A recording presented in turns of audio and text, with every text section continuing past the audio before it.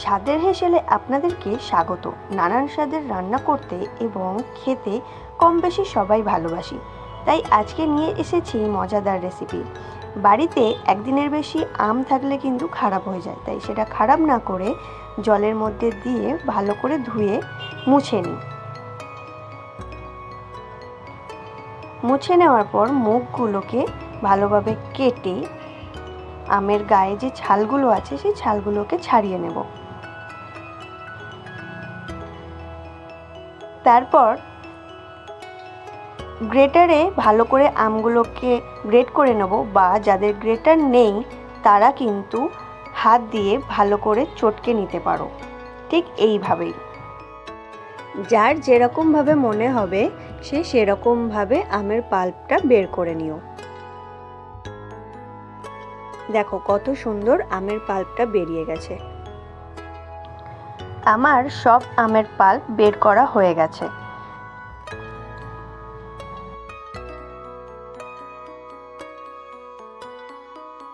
এবার আমের পাল্পটা একটা ছাঁকনির সাহায্যে ছেঁকে নেব। হাতের কাছে যদি ছাঁকনি না থাকে তাহলে মশারি ছেঁড়া দিয়েও ছাঁকলে হবে।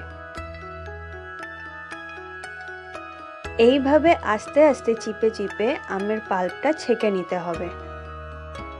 মশারি ছেঁড়া বা বড় ছাঁকনি হলে খুব সুন্দরভাবেই আমের পাল্প কিন্তু বের করা যায়, তাতে সুতোগুলো কিন্তু একটুও আমের পাল্পে যায় না। দেখো সুন্দরভাবে কিন্তু আমের সুতো বা ছিবড়েটা বেরিয়ে এসছে। এবার এতে দিয়ে দেবো স্বাদ মতো চিনি, আর স্বাদটা ব্যালেন্স করার জন্য দিয়ে দেবো সামান্য পরিমাণ নুন। এবার একটা কড়াইতে আমের পাল্পটা দিয়ে ভালো করে জাল দিয়ে নিতে হবে। এইভাবেই 7 থেকে 10 মিনিট লো হিটে আমের পাল্পটা জাল দিয়ে নিতে হবে। যখন দেখবে ঠিক এই রকম টেক্সচার বা থিকনেস হয়ে যাবে তখন এটা নামিয়ে নিতে হবে। এরপর একটা থালার মধ্যে সামান্য পরিমাণ তেল মাখিয়ে নিতে হবে।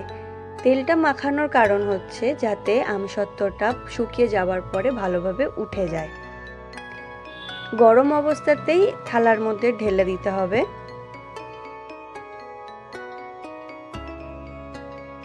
এবার ঠিক এইভাবেই পুরো থালাটার মধ্যে ছড়িয়ে দিতে হবে। এরপর পাখার হাওয়ায় ভালোভাবে ঠান্ডা করে রোদ্দুরে শুকাতে দিতে হবে। ঠিকভাবে রোদ পেলে একদিনেই কিন্তু আমসত্ত্ব রেডি হয়ে যায়। আমার আমসত্ত্ব দেখো কত সুন্দর কিন্তু শুকিয়ে রেডি হয়ে গেছে। এবার একটা ছুরির সাহায্যে পুরো গোল করে আস্তে আস্তে কেটে নেব। কেটে নিয়ে এইভাবে তুলে নেব।